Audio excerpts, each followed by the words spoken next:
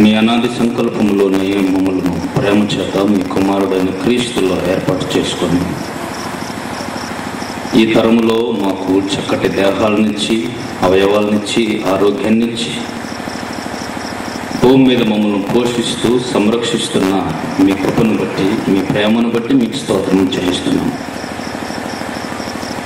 మా ఎడల మీకున్నటువంటి ప్రణాళికను మీ వాక్యం ద్వారా అర్థం చేసుకోవడానికి మీరు మా ఎడల చూపిన ఈ కృపను బట్టి మీకు స్తోత్రములు.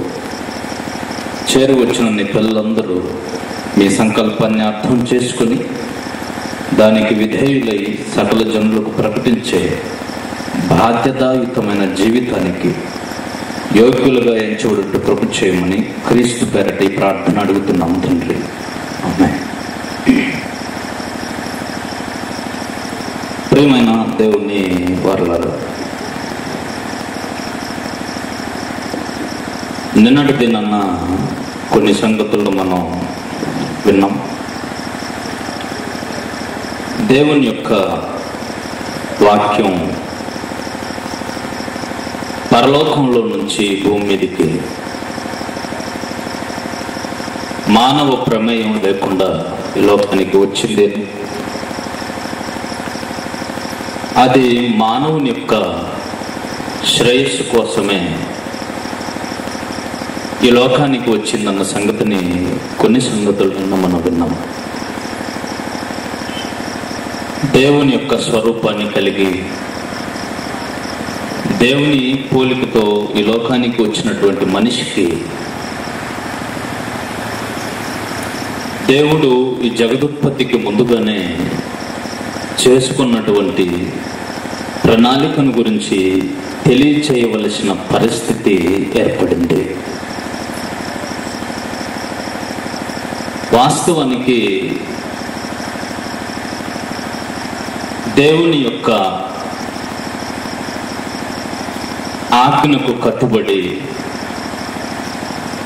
ఆయన యొక్క అడుగుజాడల్లో మనిషి కొనసాగుతూ ఉంటే, ఆయన సహవాసంలో మనిషి కొనసాగుతూ జీవించి ఉంటే, తండ్రి తన కుమారుల పట్ల తనకున్నటువంటి ప్రణాళికను అంతటిని ముందుగానే చెప్పేసి ఉండేవాడు. కానీ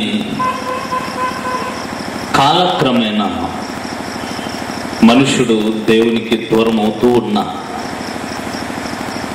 తన పిల్లల కోసం దేవుడు చేసుకున్నటువంటి ప్రణాళికను తిరిగి మనుషులకు తెలియచేయాలని సంకల్పించాడు. అది మహోన్నతమైనటువంటి దేవుని కృప. ఎందుకంటే పిల్లరా, మానవుని యొక్క శ్రేయస్సును కోరి ఇంత అద్భుతంగా ఆలోచిస్తున్న ఈ సంగతులను చూస్తుంటే, పూర్వీకులకి పెద్దగా దేవుని గురించి, దేవుని సంకల్పాన్ని గురించి పూర్తిగా తెలియకపోయినా, దేవుని గురించి, మానవుల పట్ల దేవునికి ఉన్న తలంపుల గురించి వాళ్ళు వర్ణించినటువంటి విధానం మహా గొప్పదే. దేవా, మా ఎడల మీకున్న తలంపులు బహు విస్తారములు, వాటిని వివరించదనుకుంటున్నా అవి లెక్కకు మించింది. దేవుని గురించి, దేవుని ప్రణాళికను గురించి వారికి ఏ అర్థమైంది? నిన్నటి దినాన మీకు చూపించాను నేను. పూర్తి సంగతులు పూర్వీకులలో ఉన్న రాజులకు కానీ ప్రవక్తలకి తెలియపరచబడలే.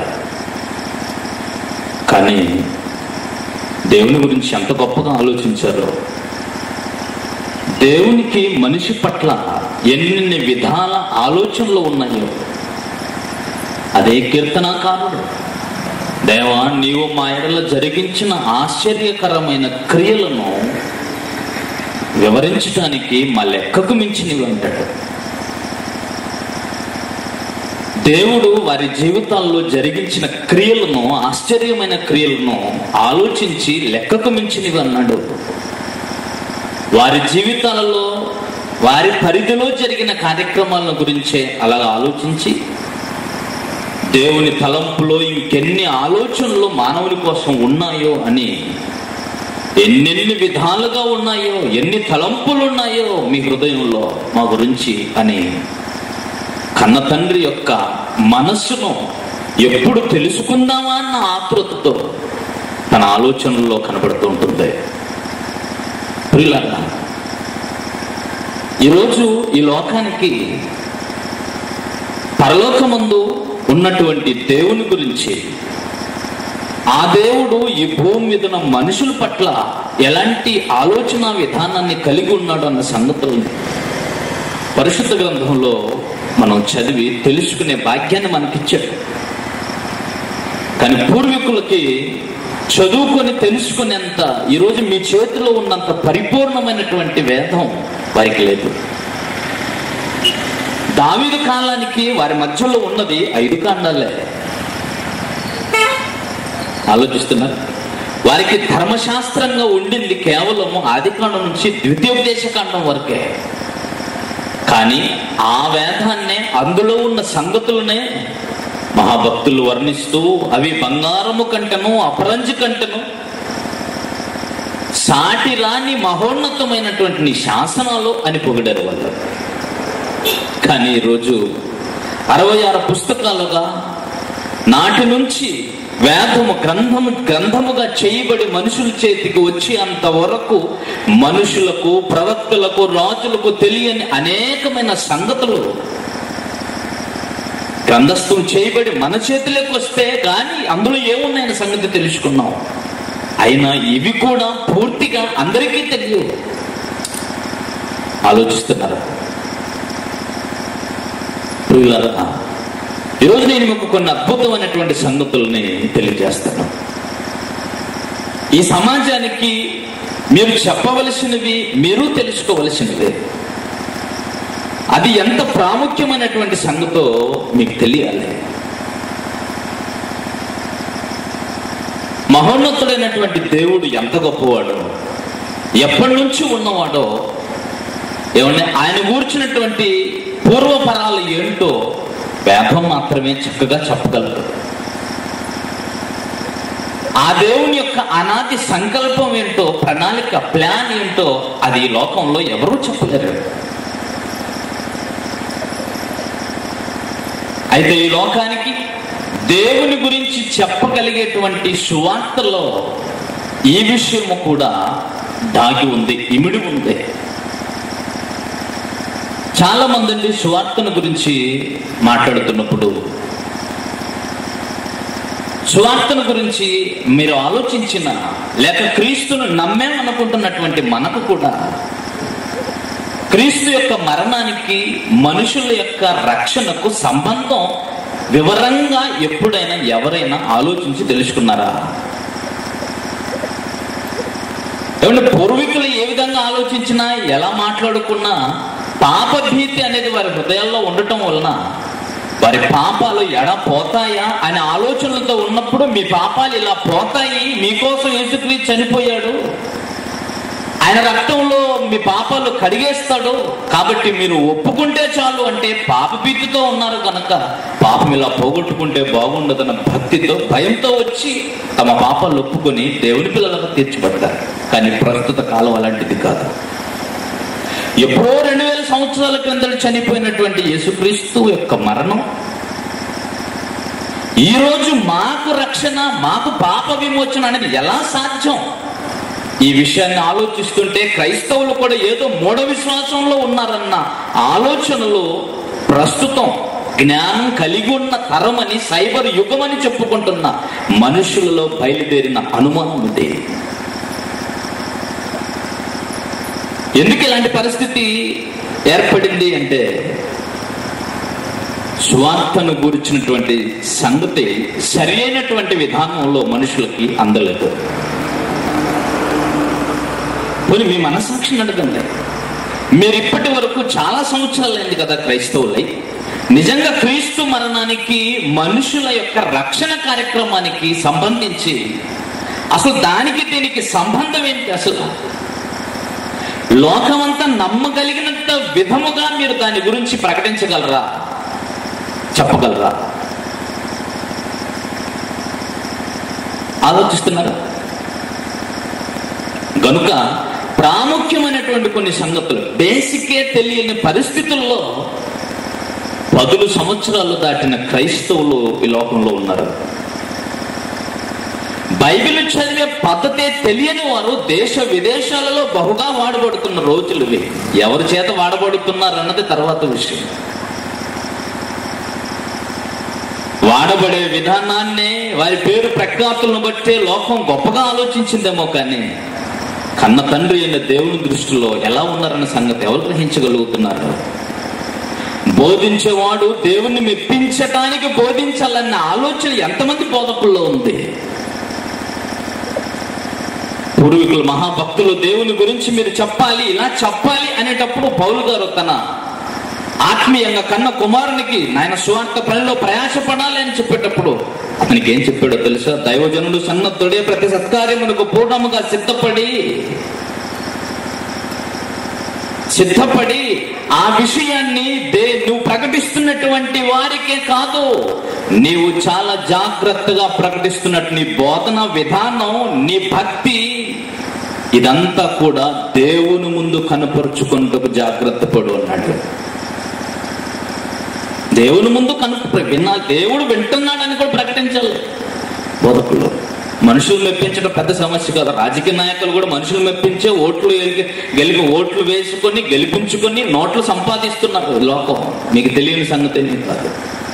రాజకీయ నాయకుడు 5 ఏళ్ళకు ఒకసారి వస్తాడు, 1-2 సార్లు మాత్రమే సభలు పెడతాడు, ప్రజల హృదయాలను కొల్లగొట్టుకుని ఓట్లేసి గెలిపించుకుంటాడు. ప్రజలు మెప్పించడం పెద్ద సమస్య కాదు.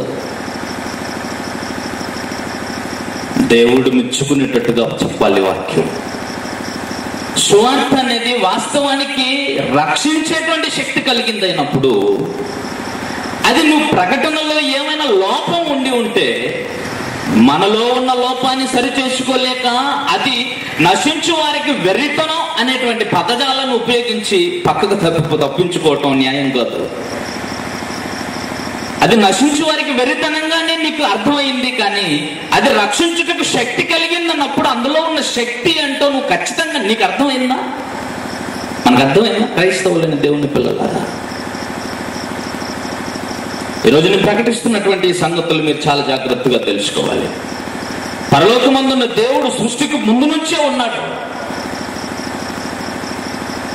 తెలుసా? దైవజనుడైన మోషే గారు చేసినటువంటి ప్రార్థనలో దేవుని యొక్క అనాది ప్రణాళిక ఏంటో చెప్తున్నాడు చూడండి. ఈరోజు మీకు దేవుని అనాది సంకల్పం, అనాది అంటే అర్థం ఏంటో తెలుసా? బైబిల్లో ఆది, అనాది అనేటువంటి పదాలు కనిపిస్తూ ఉంటాయి. ఆది అనేది ప్రారంభం, ఈ సృష్టి కార్యక్రమాల ప్రారంభం. అనాది అంటే జగదుత్పత్తికి ముందుకు సంబంధించినటువంటి సంగతి, సృష్టికి పూర్వం జరిగినటువంటి కార్యక్రమాలు. 90వ కీర్తన 2వ వచనాన్ని మనం చూడగలిగితే, చూడండి, పర్వతములు పుట్టక మునుపు భూమిని లోకమును నీవు పుట్టింపక మునుపు యుగ యుగములో నీవే దేవుడవు. దేవుడు ఎవరో, దేవుడు తన గురించి చెప్పుకుంటున్నట్టుగా లేదు ఇక్కడ. దేవుడు ఎవరో తాను ఎరిగి ఉన్నట్టుగా చెప్తున్నాడు మహాభక్తుడు. ఎవరండి ఆయన? మోషే గారు. ఎప్పటి నుంచి దేవుడు అంటే ఆయన? పర్వతములు పుట్టక మునుపు, భూమిని లోకమును నీవు పుట్టింపక మునుపు, యుగ యుగములు నీవు దేవుడు. ఇది వెనక్కి వెళ్ళినటువంటి సమాచారం. ఇది యుగ యుగములు అంటే పూర్వము, సృష్టికి పూర్వం, జగదుత్పత్తికి పూర్వము, యుగ యుగములో నువ్వు దేవుడు. ఈ సంగతి ఈయనకి ఎలా తెలిసింది? వాస్తవానికి ఈయన చేస్తున్నది ప్రార్థన, మర్చిపోకండి. ఈయన చేస్తుంది ప్రార్థన. ఈ ప్రార్థనలో దేవుని గురించి ఈ సంగతి ఈయనకి ఎలా తెలిసింది? ఈయనకి తెలియటానికి గల కారణం నిన్న కూడా మీకు చెప్పాను. దేవుడు తన కూర్చున్న సమాచారాన్ని గురించి పూర్తి వివరాలు అడిగినప్పుడు ఆయన మోషే గారితో దేవుడు చెప్పిన మాట, నేను నీ పితరుల దేవుడను, నేను నీ తండ్రి దేవుడను, అబ్రహాము, ఇస్సాకు, యాకోబుల దేవుడను అని చెబుతూ మళ్ళీ ఏమన్నాడు తెలుసా? నేను ఉన్నవాడును. ఆ ఒక్క మాటతో విన్నటువంటి మోషే గారు దేవుని గురించి ఎంత వెనక్కి ఆలోచించారో అర్థమైందా?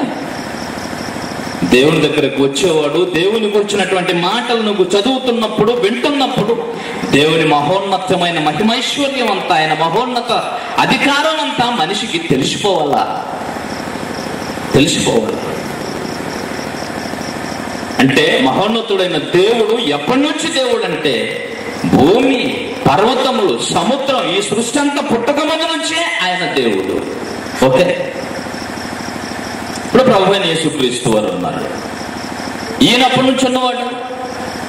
ఈ బేసిక్ తెలియదండి క్రైస్తవులకి. ఇది మీరు కూడా అందరూ తెలుసుకొని అందరూ ప్రకటించేటువంటి సంగతులకి మీకు చెప్తున్నాను, జాగ్రత్తగా వినండి.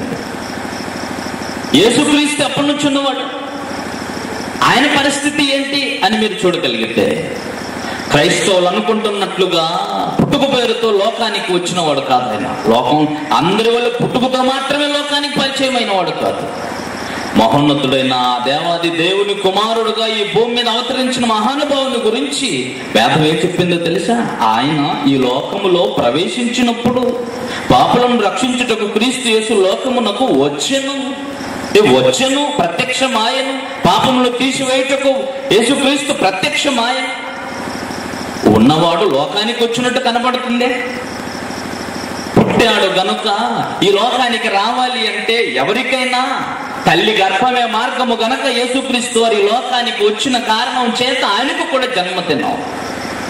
క్రీస్తు మరణం ప్రపంచ మానవాళి క్షేమము కొరకు జరిగిన సంగతి గ్రహించక మరణించి మూడవ దినాన తిరిగి లేచి సింహాసనాసీనుడై సర్వాధికారం పొందినవాడుగా దూతల మీద, పరలోకంలో శక్తులన్నిటి మీద అధికారం పొంది దేవుని కుడిపార్శ్వన కూర్చున్న సంగతి ఎరగక ప్రతి సంవత్సరాన్ని ఆయనకు మరణ దినాన్ని జరిగిస్తున్న ఈ క్రైస్తవులకు క్రీస్తు ఎవరో తెలుసా?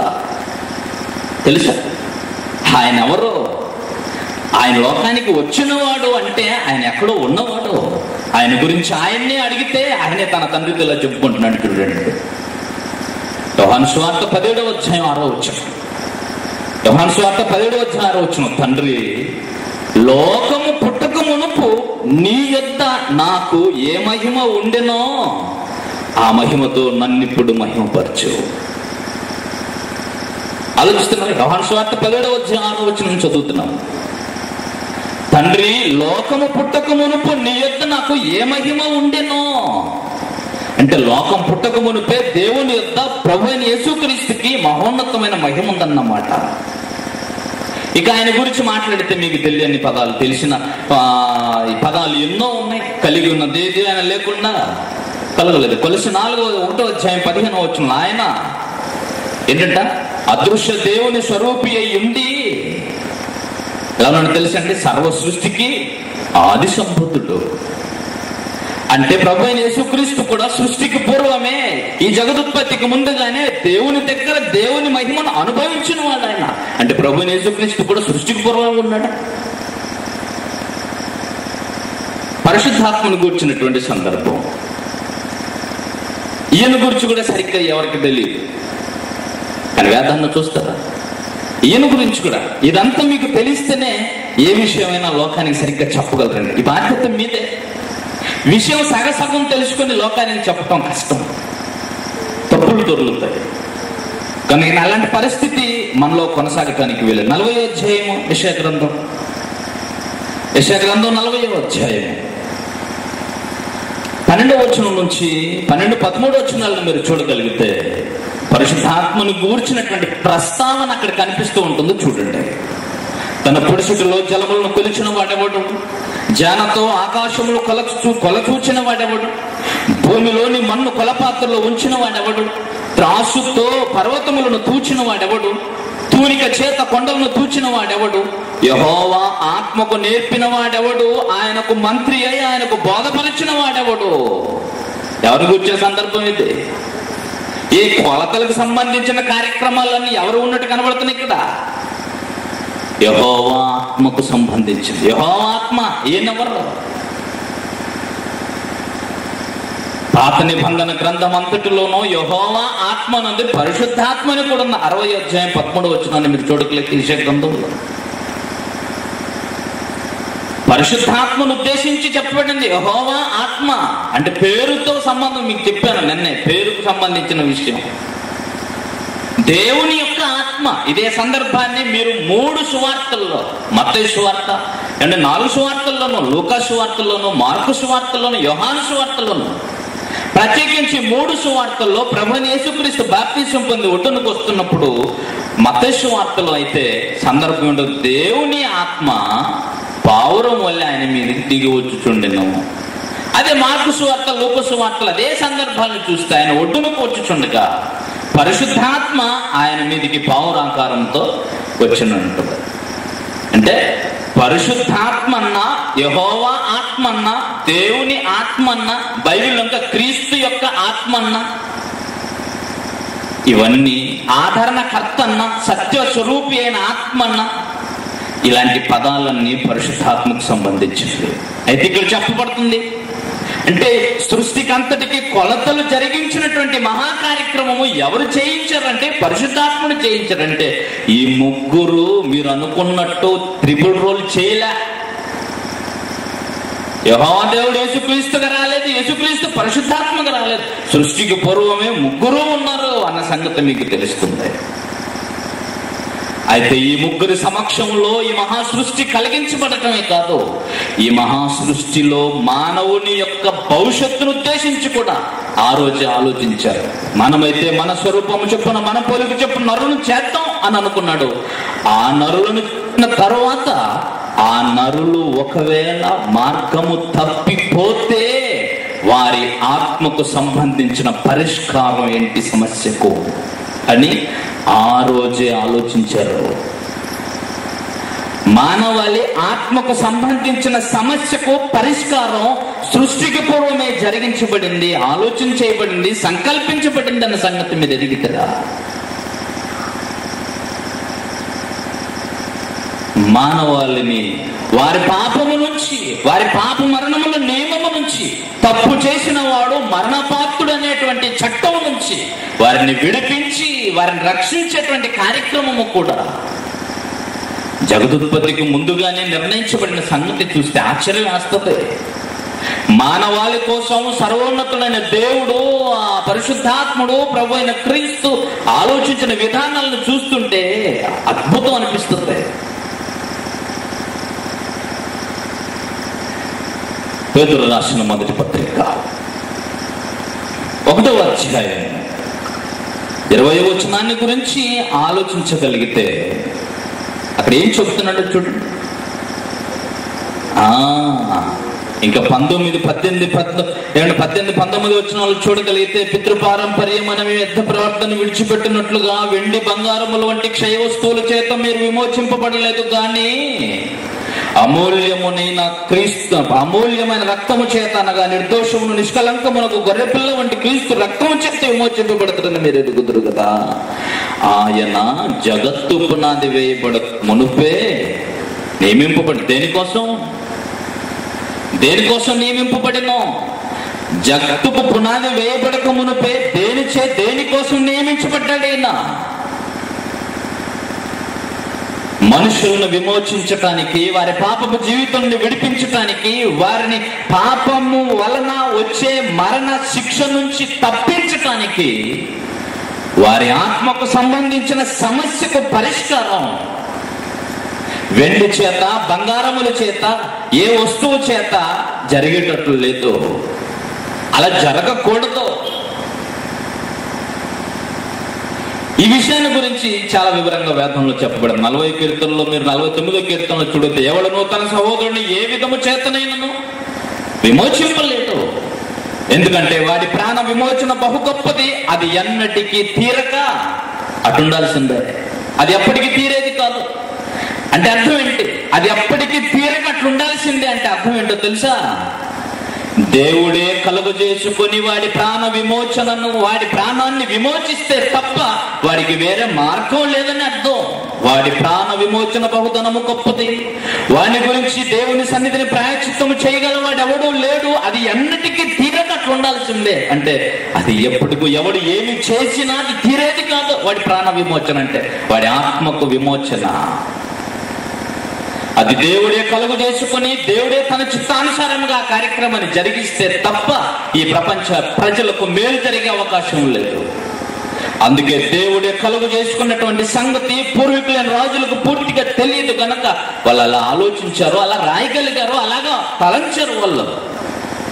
కానీ సత్యం పరిపూర్ణం చేయబడి క్రీస్తు ప్రభు లోకానికి వచ్చిన తరువాత, వెళ్ళిపోయిన తరువాత, ఇదిగో ఆ ఏ ప్రభు అయినటువంటి యేసు క్రీస్తు మరణమే మానవాళి ఆత్మకు పరిష్కారం అన్న సంగతి సవివరంగా ప్రకటించబడినటువంటి విషయాన్ని చక్కగా చెప్పాడు. ఆయన జగత్పతికి ముందుగా, జగత్తుకు పునాది వేయబడక మునుపే ఆయన నియమించబడిన, అది దేవుని యొక్క అనాది ప్రణాళిక, అది దేవుని యొక్క అనాది సంకల్పం.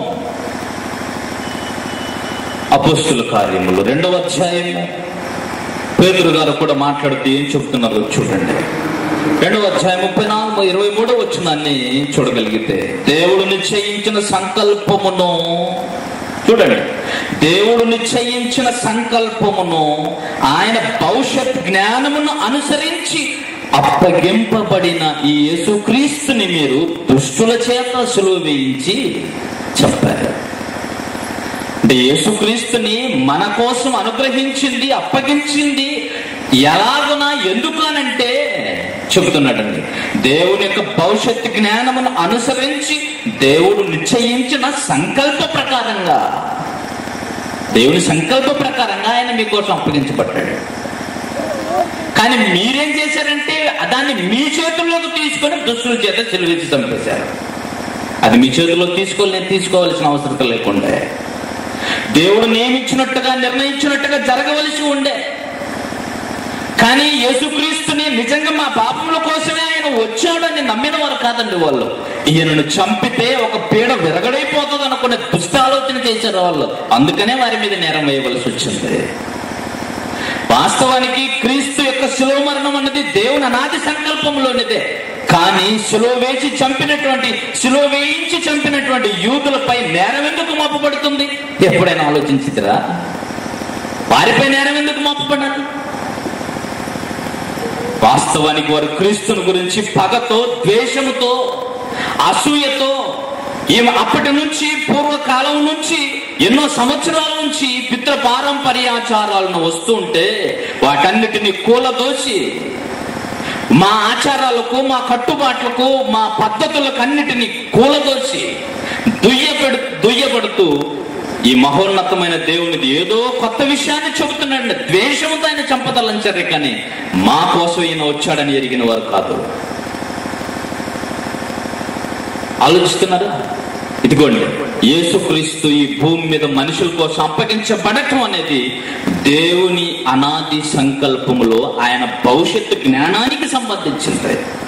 అంటే మానవ ఆత్మకు జరిగిన సమస్యకు పరిష్కారం కూడా మనుషుడు పుట్టక ముందే, వాడు తప్పు చేయక ముందే వాడి కోసం ఆలోచించిన కన్న తండ్రి తిరిగి వాడిని ఎలా దగ్గరకు తెచ్చుకోవాలని. అందుకే ఈ విషయాన్ని అంతటిని ఉద్దేశించి మహాసంకల్పాన్ని చెప్తాడు. ఎఫెసీ పత్రిక 1వ అధ్యాయం 4-6 వచనాల్లోని సంగతి. తన ప్రియునియందు తాను ఉచితముగా మనకు అనుగ్రహించిన తన కృపామహిమకు కీర్తి కలుగునట్లు తన చిత్త ప్రకారమైన దయా సంకల్పము చొప్పున యేసుక్రీస్తు ద్వారా తనకు కుమారులనగా మనల్ని స్వీకరించడానికి మనల్ని ముందుగా తన కోసం నిర్ణయించుకుని మనము తన ఎదుట పరిశుద్ధులమును నిర్దోషులమును ఉండవలనని ఏం చేశాడంటండి?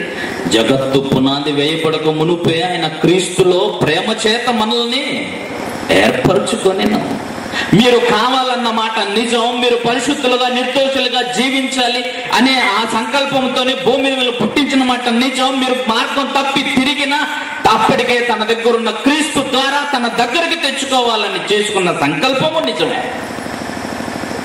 ఆలోచిస్తున్నారు? ఈ ప్రపంచ మానవాళికి సువార్త ఎందుకు అందాలి అనంటే ఈ విషయం చెప్పకుండా వారు సువార్తను అంగీకరించరు. విషయం ఏంటో నీకే సరిగ్గా తెలియకుండా యేసును నమ్మమ్మా, నీ పాపాలు పోతాయి అనంటే ఎందుకు నమ్మాలి? ఏం పాపం పోతుంది?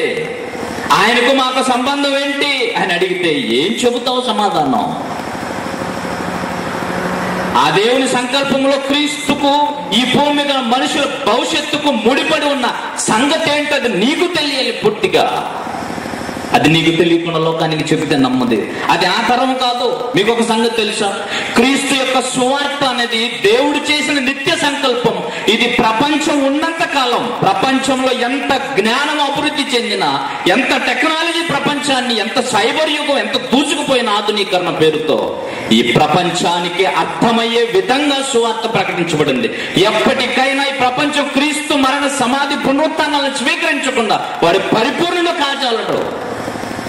ఇది దేవుడు చేసినటువంటి నిత్య సంకల్పం. లోకం తనకున్న జ్ఞానముతో క్రీస్తుని, క్రైస్తవుల్ని ప్రశ్నించవచ్చునేమో, కానీ వారికి సమాధానం ప్రతి తరములో చెప్పగలిగే జ్ఞానవంతులు ప్రతి తరములో పుట్టాలి అని అంటే ఈ తరము నుంచి ఖచ్చితంగా పునాది వేయాలి క్రైస్తవులు. లేకపోతే రాబోయే వారికి ఉన్నటువంటి పిచ్చి జ్ఞానముతో క్రీస్తుని వెరివాడిగా చిత్రీకరిస్తారు. క్రీస్తు యొక్క సువార్తను పూర్వకాలమందు కాదు, రాబోయే తరాలలో భయంకరమైనటువంటి వెర్రి వార్తగా ప్రకటించే ప్రమాదం ఉంది. వాస్తవానికి దేవుని సంకల్పాన్ని ఎవడు నిర్వీర్యం చేయలేడన్నమాట వాస్తవమే. కానీ దీన్ని కూర్చున్నటువంటి పూర్తి బాధ్యత క్రైస్తవులపై ఉందన్న సంగతి మీరు గుర్తిరగాలి, తెలుసుకోవాలి. ఆలోచిస్తున్నారు ప్రియులారా? దేవుడు తన సంకల్పాన్ని అనుసరించి తన కుమారుడైన క్రీస్తును మీకోసం అప్పగించాడు. ఈ సంగతి ప్రపంచ ప్రజలు గుర్తించాలని ఆ కాలమందున్న మనుషులకు కూడా పేతురు గారు అలాగే చెప్పారు. దేవుని సంకల్పాన్ని చెప్పారు, దేవుని గురించి చెప్పారు, ఆయన సంకల్పాన్ని గురించి చెప్పారు, ఆయన మనుషుల కోసం ఇచ్చిన తన కుమారుని గురించి చెప్పాడు. ఆలోచిస్తున్నారా?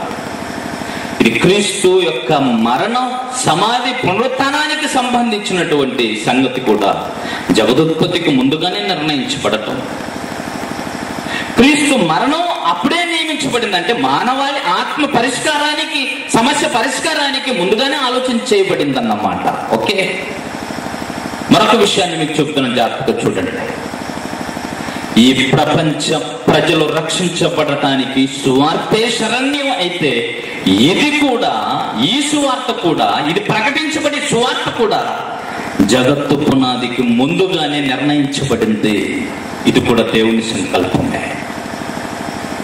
రోమీయులకు రాసిన పత్రిక 16వ అధ్యాయము, రోమీయులకు రాసిన పత్రిక 16వ అధ్యాయము 25వ వచనాన్ని చూడండి. 16వ అధ్యాయం 25వ వచనం, సమస్తమైన అన్ని జనుల విశ్వాసమునకు విధేయులగునట్లు అనాది నుండి రహస్యముగా ఉంచబడి, ఎప్పటి నుంచి అంట? అనాది నుంచి. ముందుగా చెప్పాం మీకు, ఆదికి అనాదికి. జగదుత్పత్తికి ముందు అని అంటాడు, దాన్ని సృష్టికి పూర్వము అని అంటాడు, దాన్ని అనాది అని కూడా అంటాడు. చూడండి, అది సమస్తమైన అన్ని జనుల విశ్వాసములకు విధేయులగునట్లు అనాది నుండి రహస్యముగా ఉంచబడి ఎప్పుడు ప్రత్యక్షపరచబడిన మర్మము నిత్య దేవుని ఆజ్ఞ ప్రకారము ప్రవక్తల లేఖనముల ద్వారా వారికి తెలుపబడి ఉన్నది. ఈ మర్మమును అనుసరించి ఉన్న నా సువార్త ప్రకారముగాను యేసుక్రీస్తును గూర్చిన ప్రకటన ప్రకారముగాను మిమ్మల్ని స్థిరపరచుటకును శక్తిమంతుడును అద్వితీయ జ్ఞానవంతుడైన దేవునికి యేసుక్రీస్తు ద్వారా నిరంతరం మహిమ కలుగును గాక. ఆమేన్ అంటున్నాడు. అంటే అనాది నుంచి రహస్యముగా ఉంచబడింది. ఇప్పుడు అంటే ఇప్పుడు కాదు, ఇప్పుడు చదువుకొని ఇప్పుడు అనకండి. బైబిల్లో తెలుసుకోవాల్సిన ప్రాముఖ్యమైన సంగతులు, ఈ టెక్నిక్లు కొన్ని తెలిసి ఉండాలి. ఇప్పుడు అంటే భక్తుడైనటువంటి అపోస్తలులు ఎవరైతే ఉన్నారో వాళ్ళ ద్వారా బయలుపరచబడుతున్నటువంటి అప్పటికి బయలుపరచబడినట్టు, ఇప్పుడు బయలుపరచబడినట్టుగా అంటే 1970 సంవత్సరాల క్రిందటి సంగతి అది. 1960 సంవత్సరాల క్రిందటి సంగతి అది. ఆలోచిస్తున్నారు కదా? అంటే దాన్ని అనాది కాలం ముందే క్రీస్తు సువార్త ప్రకటనకు సంబంధించి కూడా దేవుడు నిర్ణయించాడు, సంకల్పించాడు. ఇంకా కూడా చూడండి, కొలస్సీయులకు రాసిన పత్రిక 1వ అధ్యాయం 25వ వచనం. కొలస్సీయులకు రాసిన పత్రిక 1వ అధ్యాయము 25వ వచనం.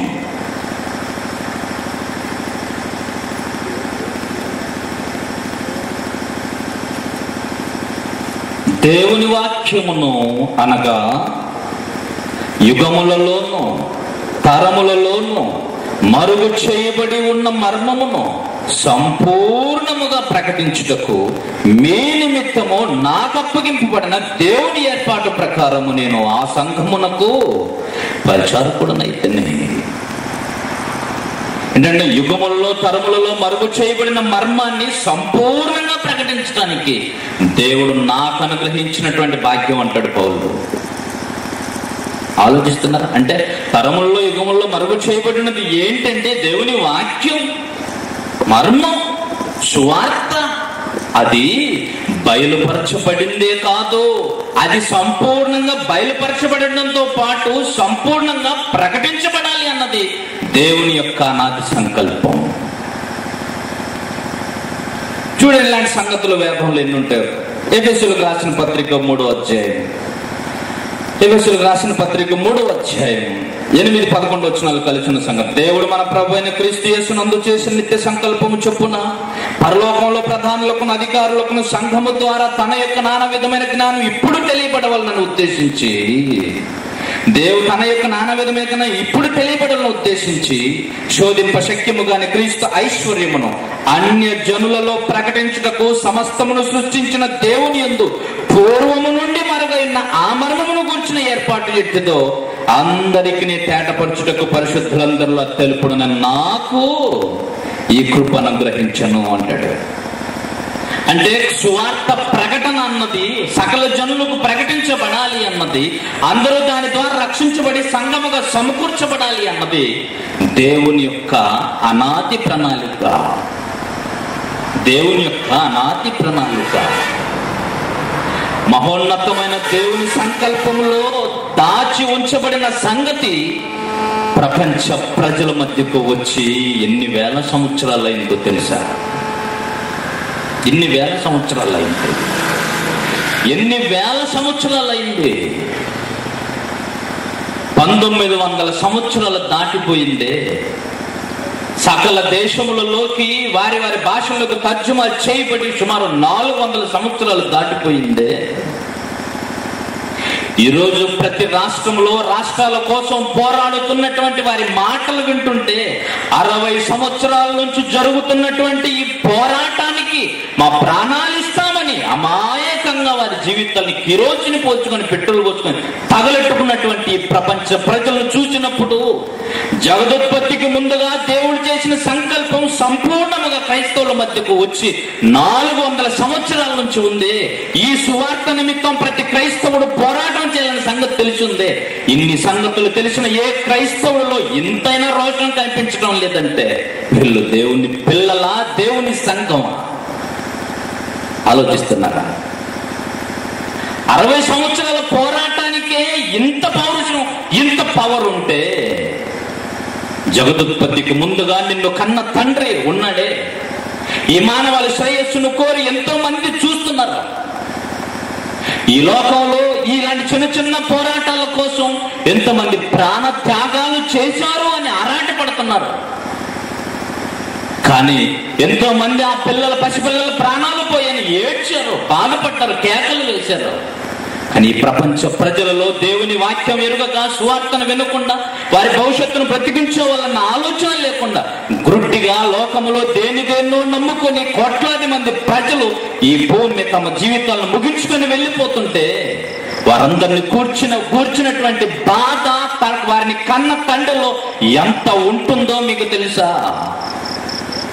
నీ పిల్లలు స్కూల్కి వెళ్తున్నప్పుడు వాడు వెళ్తూ వెళ్తూ వెళ్తూ అమ్మా బాయ్ పోతానమ్మా అని అంటే మరి ఆగరా అని చెప్పేస్తుంది తల్లి.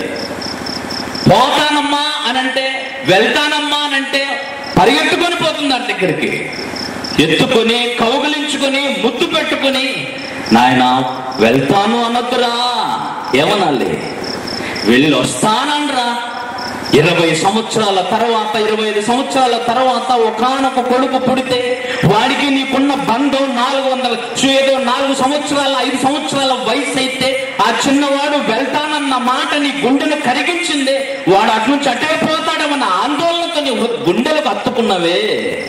భూమి మీదకి సృష్టి పుట్టిన చిన్ననాటి నుంచి వచ్చిన వాడు దేవుని ఎరగకుండా సృష్టికర్తను మరిచి ఎంతమంది కోట్లాది మంది ప్రజలు పాతాళానికి జారిపోతుంటే వారందరిని చూసిన కన్న తండ్రి హృదయం ఎంత పరితపించిందో, ఏనాడైనా తండ్రికి కుమారుడుగా కుమార్తెగా మీరు ఆలోచించారా? ఏ ఆలోచన లేకుండా ఆదివారం గుడికి వెళ్ళి ఆరాధన చేసి 4 పాటలు పాడి 4 రూపాయలు చంద వేసి వస్తే దేవుణ్ణి ఆరాధించామని గొప్పగా అనుకుంటున్నారు. మీ తండ్రి మనసును ఎరగకుండా పాటలు పాడితే ఎంతో మంది ప్రాణాలు పోయి ఎంతో మంది నరకానికి జారిపోతుంటే గుండె నిండా వేదనతో నిండి నీ హృదయం నీ పాటలు సంతోష పెట్టగలవా? నీ ప్రార్థన సంతోష పెట్టగలవా? నీ ఉపవాసం ప్రార్థన సరిపెట్టగలదా? నీవు వెళ్ళి ప్రపంచ ప్రజలను రక్షించేటువంటి శక్తి కలిగిన ఈ సువార్తని జగదోత్పత్తికి ముందు నుంచి మరుగు చేయబడినది నా దగ్గర ఉంటే ప్రయోజనం కదా, నా పిల్లల క్షేమం కోసం ప్రపంచానికి తీసుకెళ్ళి ఎంతగా ఆలోచించి దానికోసం ఎన్ని త్యాగాలు చేశాడు నీ తండ్రి. దేవుని అర్థం చేసుకునే విధానం క్రైస్తవులకు ఇదేనా? దేవుని పిల్లల మంది రొమ్ము విడిచి మా సంఘం గొప్ప అంటే మా సంఘం గొప్పని రొమ్ములిడుచుకు చెప్పడం కాదురా సోదరా. ఈ ప్రపంచంలో ఈ ప్రపంచాన్ని కలిగించిన దేవుని మనసు ఎరిగి ఆయన ఇష్టాన్ని నెరవేర్చినప్పుడే నువ్వు క్రైస్తవుడు, నీతిమంతుడు. అప్పుడే నీకు సువార్త నిన్ను కూడా రక్షించిందని అర్థం. దేవుని అర్థం చేసుకోకుండానే, ఆయన మనసులో ఏమో తెలుసుకోకుండానే, ఏమాత్రం పట్టించుకోకుండా ఈ భూమి మీద బ్రతకటం, ఏదో ఆరాధన పేరు మీద వెళ్ళిపోతే నువ్వు పరలోకానికి పోతావు అని ఎవరు చెప్పారు? నువ్వు దేవుని కుమారుడు అవ్వాలి అంటే క్రీస్తుని తప్పనిసరిగా అంగీకరించాలి. ఇదే కదా యోహాను సువార్త 1:12. తన్ను ఎందరు అంగీకరించిన వారందరికీ దేవుని కుమారులగుటకు వారికి అధికారం అనుగ్రహించాను. అంటే నువ్వు దేవుని కుమారుడు అన్నమాట క్రీస్తుని అంగీకరించడానికి. అయితే నిజంగా ఆయనను దేవునిగా, తండ్రిగా ఎప్పుడైనా అర్థం చేసుకునే ప్రయత్నం చేశారా? ఎవరి సంఘం వారికి, ఎవరి సిద్ధాంతాలు వారికి, ఎవరి ప్రజలు వారికి కట్టులు, ఎవరి సిద్ధాంతాలను అడ్డం పెట్టుకొని మీరు ఆ సభలకు వెళ్ళకూడదు, మీరు ఈ సభలకు వెళ్ళకూడదు, ఆ బోధకుని మాట అనకూడదు, ఈ బోధకు ఇవి సరి చేసుకోవడానికి అందులో వచ్చిన చందాల కోసం గొడవలు, కట్టినటువంటి మందిరాలు, స్థలాలు, ఆస్తుల కోసం గొడవలే తప్ప దేవుని స్వాస్థ్యం, దేవుని ఆస్తి పోతుందన్న బాధ కాదు. నా పేరుతో ఉన్న ఈ ఆస్తి పోతుందన్న ఆందోళన ఎక్కువ క్రైస్తవుడికి, సేవకుడికి. కానీ దేవుని స్వాస్థ్యం, దేవుని ఆస్తి ప్రజలు కదా. ఆ ప్రజలందరినీ చూడండి, ఎంతమంది జీవిత విలువ గమ్యం తెలియకుండా నిత్యనాశనానికి జారిపోతుంటే నీ తండ్రి ఏమైపోతున్నాడో చూడండి. ఆలోచిస్తున్నారు. నీ తండ్రి హృదయాన్ని, ఆయన మనసులో ఉన్న ఆవేదన ఒక్కసారి అర్థం చేసుకోగలిగితే నిజంగా ఈ ప్రపంచంలో దేవుడు మానవాళికి అనుగ్రహించినటువంటి ఈ సువార్తను ప్రకటించకుండా మీరు ఉండదు. ఎందుకంటే పూర్వం నుంచి మహాభక్తులైన వారు వారి వారి జీవితాల్లో జరిగించినటువంటి పోరాటాన్ని గూర్చి మీరు ఆలోచించగలిగితే ఎలాంటి మహాపోరాటాలను కొనసాగించారో తెలుసా? ఎలాంటి మహాపోరాటాలను కొనసాగించారో తెలుసు. దేవునికి పిల్లలు ఎవరంటే వాళ్ళని చూపిస్తాను చూడండి. అపోస్తులైన పౌలు మనందరికీ తెలుసు. పౌలు గారు అపోస్తులుడు కదండి.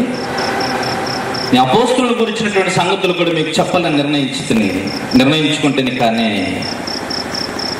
ఇప్పుడు సమయం చాలదు కనుక చెబుతున్నాను చూడండి. 2వ అధ్యాయము, తిమోతికి రాసిన 2వ పత్రిక 2వ అధ్యాయము. తిమోతికి రాసిన పత్రిక, పౌలు తిమోతికి రాసిన 2వ పత్రిక 2వ అధ్యాయము 9వ వచనాన్ని చూడండి.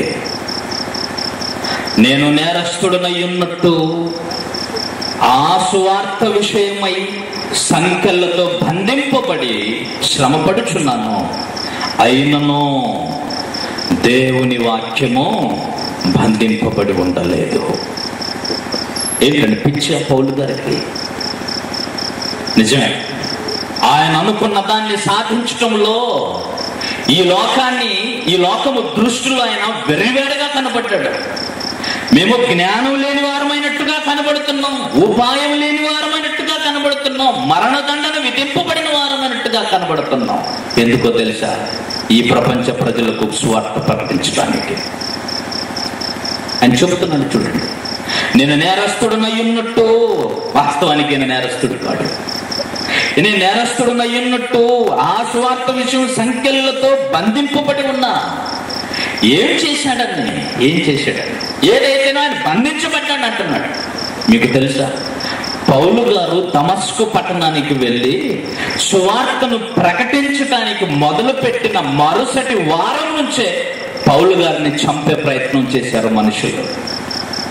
తెలుసండి, సువార్తను ప్రకటించి క్రీస్తు తనకు కనబడటం, తాను సజీవులను కనపరుచుకోవటం, క్రీస్తు చేత అపోస్తలులుగా పంపబడటం, వారికి వెళ్ళి ఏ సువార్తను నమ్మి క్రైస్తవులుగా చేపడం వారిని చంపడానికి వెళ్ళిన వాడు తన కోసం క్రీస్తు చచ్చిపోయాడని క్షణకాలంలో ఒక్క రోజులో సువార్తను మార్చేసి ప్రకటించడానికి వెళ్తుంటే ఆయన సువార్తను విన్న ప్రజలందరూ ఆశ్చర్యపోయి నమ్మే వాళ్ళు కొందరైతే తనను చంపటానికి పూనుకున్న వాళ్ళు మరికొంతమంది.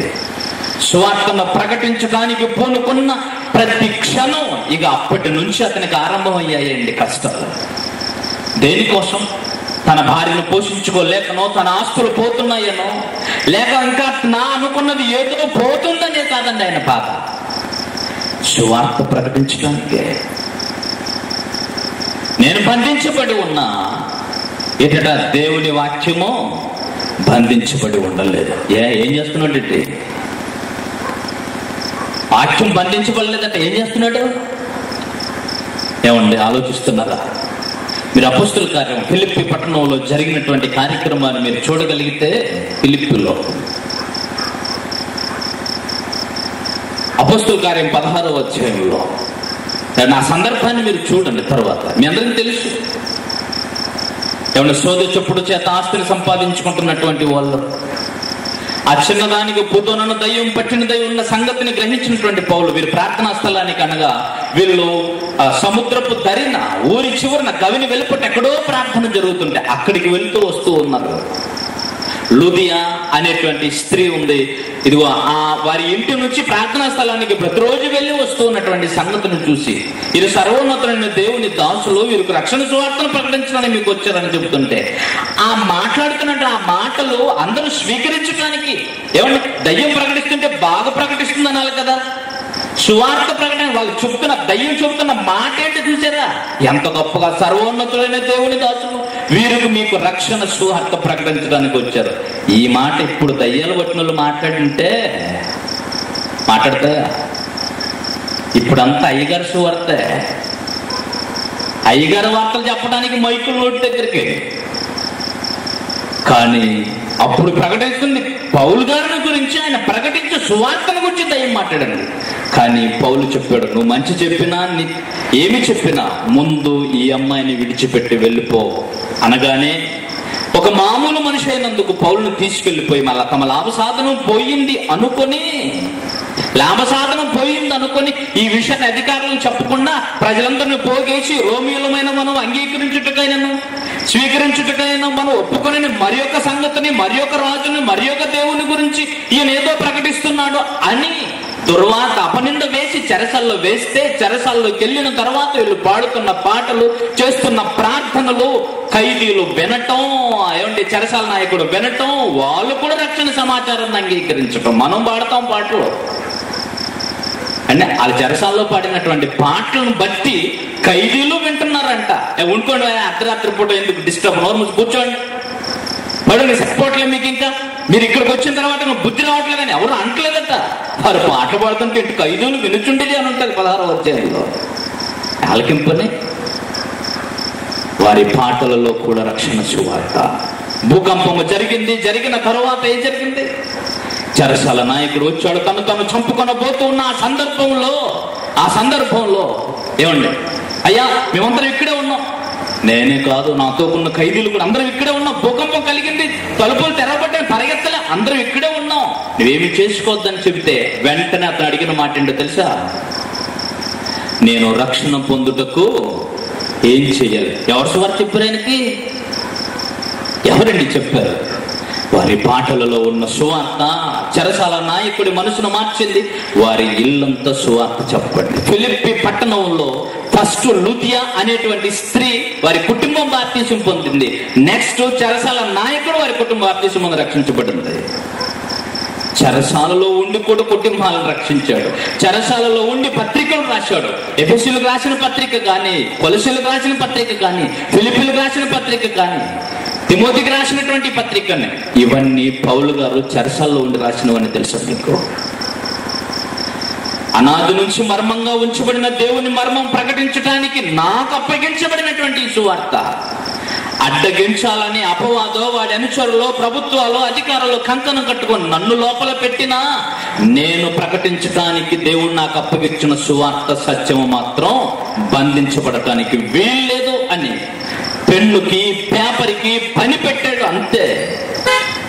దేవుని వాక్యాన్ని ఎలా ప్రకటింపచేశాడు అంటే ఫిలిప్పీ పత్రికలో ఆయన చెబుతూ ఒక మాట అంటాడు చూడండి.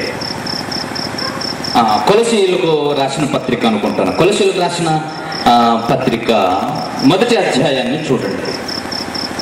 కొలసీయులకు రాసిన పత్రిక మొదటి అధ్యాయము 6వ వచనం ఉన్న సంగతి, ఈ సువార్త సర్వలోకములో ఫలించుచు వ్యాపించుచున్నట్టుగా మీరు దేవుని కృపను గూర్చి విని సత్యమును గ్రహించిన నాటి నుండి మీలో సహితము ఫలించుచు వ్యాపించుచున్నది. వాస్తవం ఏంటో తెలుసా? ఈ కొలసి పత్రికలు, ఈ కొలసి పట్టణంలో ఉన్న వారెవ్వరూ కూడా పౌలు ముఖాన్ని చూడలే. తెలుసా మీకు? పౌలు డైరెక్ట్ గా వెళ్ళి వారికి సువార్త చెప్పలా. ఈశ్వరు 2వ అధ్యాయం 1వ వచనం చూస్తే మీకు అర్థమైపోతుంది. మీ కొరకున లవోదికే వారి కొరకున శరీరరీతిగా నా ముఖము చూడని వారందరి కొరకు నేను పోరాడుతున్నా అని అంటాడు. శరీరరీతిగా పౌలు ముఖం వాళ్ళు చూడలేదు, ఆ కొలెస్ట్రాల్ పట్టణంలో ఉన్న వారి ముఖము పౌలు చూడలే. కానీ ఏం జరిగిందంట? యేసు వార్త సర్వలోకములో ఫలించుచు వ్యాపించుచున్నట్టుగా మీరు దేవుని కృపను గూర్చి విని సత్యము గ్రహించిన నాటి నుంచి మీలో సైతం ఫలించుచు వ్యాపించుచున్నది. మరి ఈ సువార్తల దగ్గరికి ఎలా వెళ్ళింది? 6వ వచనంలో చెప్తాడు చూడండి. 7వ వచనంలో, ఎపఫ్రాను మా ప్రియుడైన తోడి దాచున వలన మీరు ఈ సంగతులను నేర్చుకుంటారు. ఎపఫ్రా అనేటువంటి సహోదరుడు పౌలు గారి దగ్గర వాక్యం నేర్చుకొని ఇదిగో ఆ కొలసి పట్టణానికి వెళ్ళి దేవుని వాక్యాన్ని ప్రకటించాడు. పౌలు గారు చెప్పినటువంటి సంగతి, వారికి ఉత్తరాన్ని రాస్తూ చెప్పినటువంటి సంగతి, మీలో సహితం వ్యాపించుచున్నది, ఫలించుచున్నది, సర్వలోకంలో ఫలించుచున్నట్టుగా. అందుకే 23వ వచనంలో కూడా అదే ఉంటుంది. పునాది మీద కట్టుబడిన వారై స్థిరముగా ఉండి మీరు విన్నట్టు ఆకాశము క్రింద ఉన్న సమస్త సృష్టికి ప్రకటింపబడినట్టు ఈ సువార్త వలన కలుగు నిరీక్షణలు తొలగిపోక అని అంటాడు.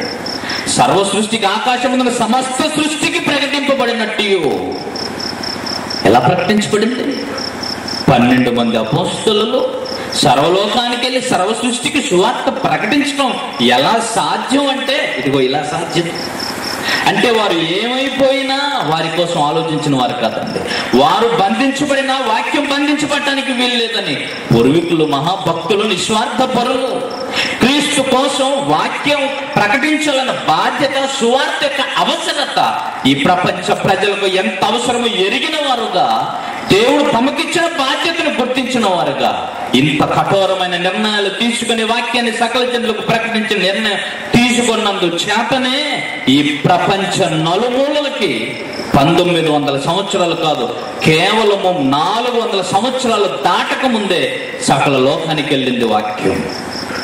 కానీ ఈ 100 సంవత్సరాలలో ఏమండి, ఈ 100 సంవత్సరాల కంటే 30 సంవత్సరాలలో వెలిసినటువంటి సంఘ శాఖలు, వారిలో ఉన్న గొడవలు, సిద్ధాంతాలు చూస్తుంటే దేవుని వాక్యాన్ని సంఘ సేవకులందరూ కలిసి బంధించేశారు. దీనికి కావలసినటువంటి విషయాలు మీరు చూసారా? అబ్బాయి, నువ్వు సువార్త చెప్పాలి అంటే దేవుడు నిన్ను పిలవాలి. పిలిచిన తర్వాత ఎవడు చెప్తాడు సువార్త? పాతాళంలో ఉన్న వాళ్ళకా? పిలుస్తాడా? దేవుడు పిలుస్తాడండి.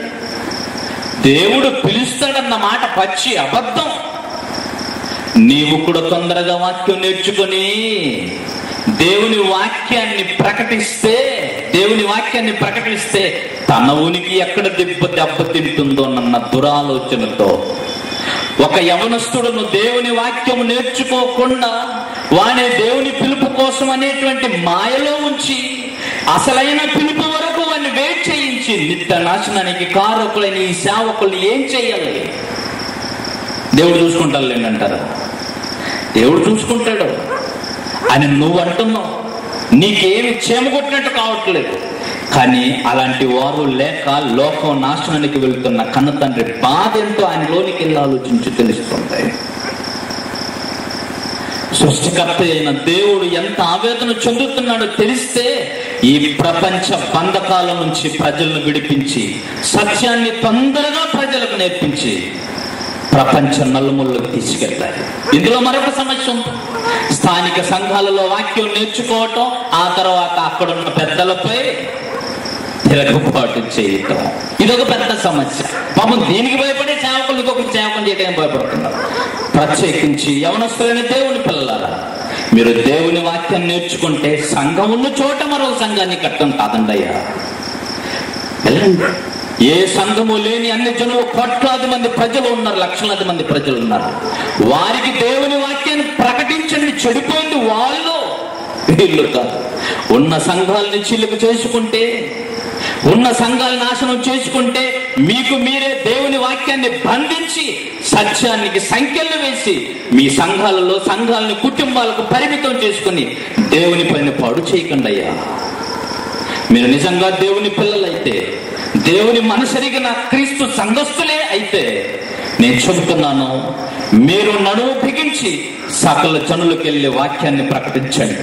అన్ని జనులకు వాక్యాన్ని ప్రకటించండి.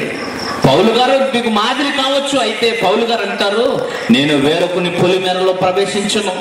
నేను ఎక్కడైతే దేవుని వాక్యం అందలేదో అక్కడికి వెళ్ళి వాక్యం ప్రకటిస్తానంటాడు ఆయన. కానీ ఈ క్రైస్తవుల మధ్య ఎందుకో ఇంత స్వార్థపూరితమైన ఆలోచనలు. వద్దు, దేవుని పని పాడు చేయొద్దండి. దేవుని వాక్యాన్ని మన ఆలోచనల చేత, మన తలంపుల చేత, మన సిద్ధాంతముల చేత బంధించకూడదు. మనం దేవుని వాక్యాన్ని సకల జనులకు వెళ్ళి ప్రకటించడానికి చేతనంత ప్రోత్సాహం ఇచ్చి ఈ దేవుని కార్యక్రమాన్ని కొనసాగించండి. ఈరోజు నేను ప్రశ్నిస్తున్నటువంటి విషయం, దేవుని వాక్యం బంధింపబడి ఉన్నదా అంటే పరలోకంలో ఉంచుకోలేదు దేవుడు, పూర్వీకుల దగ్గర ఉంచుకోలేదు, అక్కడే బంధించబడలేదు, సకల లోకానికి వచ్చింది. తరాలు మారి దేవుని వాక్యాన్ని బంధించారు దౌర్భాగ్యులంతా కలిసి. బంధించబడి ఉంది. ఇట్టి సంఖ్యల నుంచి వీరిని విడిపించి సత్యాన్ని ప్రజలు నేర్పించడానికి నడుము బిగించి సకల లోకానికి వాక్యాన్ని ప్రకటించే బాధ్యతను స్వీకరించండి. అది ఎంత గొప్ప భాగ్యమో, ఎంత అదృష్టమో రేపు మాట్లాడుకుందాం. తల్లోంచి కళ్ళమోయండి, ప్రార్థన చేసుకుందాం. ప్రేమ కలిగిన తండ్రి, జగదుత్పత్తికి ముందుగా మీరు చేసుకున్నటువంటి మీ సంకల్పం ఎంత ఉన్నతమైంది నాయన. లోకములో 60-70 సంవత్సరాలు కూడా ఖచ్చితంగా బ్రతకలేని మా సృష్టికి పూర్వం ఏం జరిగిందో, సృష్టి పుట్టిన నాటి నుంచి ఏం జరిగిందో, మీ సంకల్పం ఏంటో, మీ తలంపులేంటో తెలుసుకోవాల్సిన అవసరత, మాకు తెలియజేయవలసినటువంటి అవసరత మీకు వచ్చింది. అంటే మీ మనసులో ఎంత బాధ ఉందో ఈ ప్రపంచ ప్రజలపై, మీ ఆలోచనలో తండ్రి మానవులపై ఎంత ఆవేదన చెందుతున్నారో మీ వాక్యాన్ని చదువుతుంటే అర్థమవుతుంది. కన్న తండ్రి, మీ మనసును అర్థం చేసుకున్న వారుగా, మీ ఇష్టాన్ని ఎరిగిన వారుగా, నీ పిల్లలుగా, నీవు మా తండ్రిగా ప్రతి సంగతిని ఆలోచించి అర్థం చేసుకుని సకల జనులకు ప్రకటించగలిగే జ్ఞాన వివేకంలో ప్రతి ఒక్కరికి ఇవ్వండి.